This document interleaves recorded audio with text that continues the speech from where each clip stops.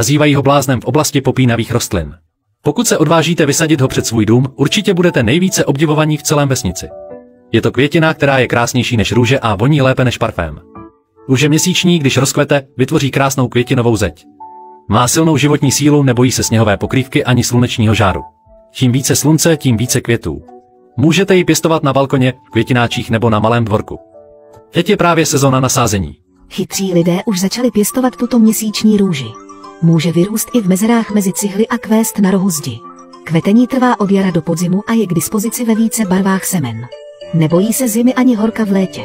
Hlavní výhodou je, že nepotřebuje zvláštní péči, čím více slunce, tím více květů.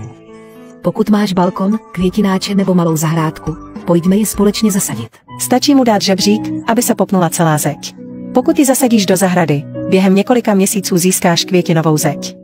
Je odolná vůči horku a chladu, má hojnou produkci květů a dlouhé období kvetení, které trvá od jara do podzimu. Zasévej ji do všech koutů a příští rok budeš mít květinovou zeď. Teď je právě sezona nasázení, semena jsou níže, tak zkus také něco zasít.